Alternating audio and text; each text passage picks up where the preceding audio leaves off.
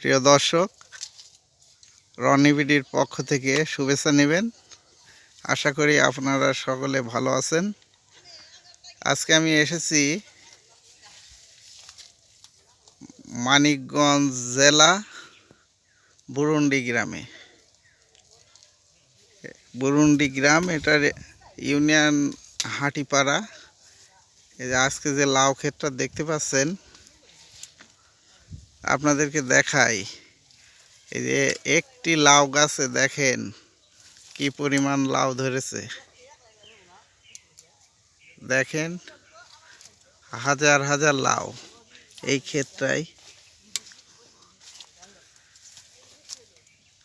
এই যে আমাদের সোনার বাংলা ফাউন্ডেশনের লিকরিট প্রকল্পের কৃষক সদস্য পবিত্র বিশ্বাস, এই দাদাকে আমরা আজকে নিয়ে এসেছি এই মানিকগঞ্জ সদর বাটি হাটিপাড়া ইউনিয়ন বুরুন্ডি গ্রামে।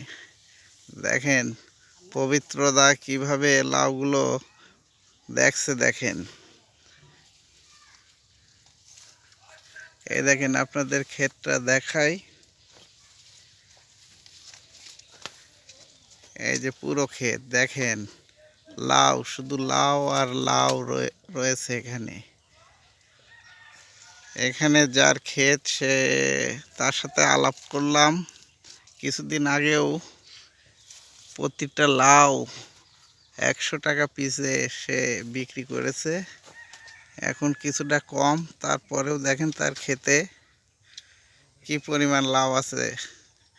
দেখেন, আপনাদেরকে একটু ঘুরে ঘুরিয়ে দেখাই।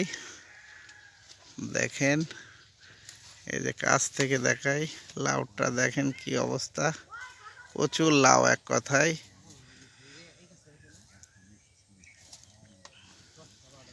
আপনারা দেখেন, এই যে লাউ ক্ষেত দেখেন, যেদিকেই তাকাবেন শুধু লাউ আর লাউ।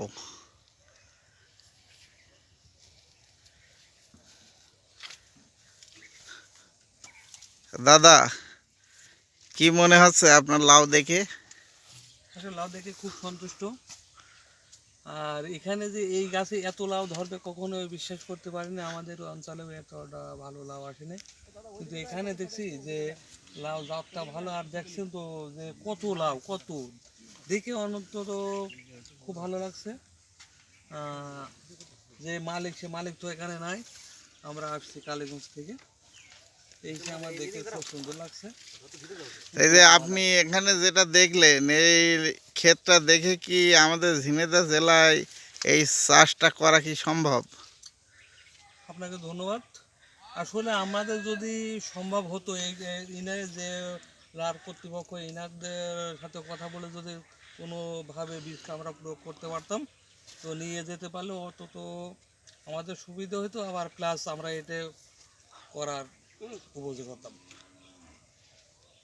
তাহলে বীজ দিলে আপনাদের দ্বারা করা সম্ভব। অবশ্যই, অবশ্যই।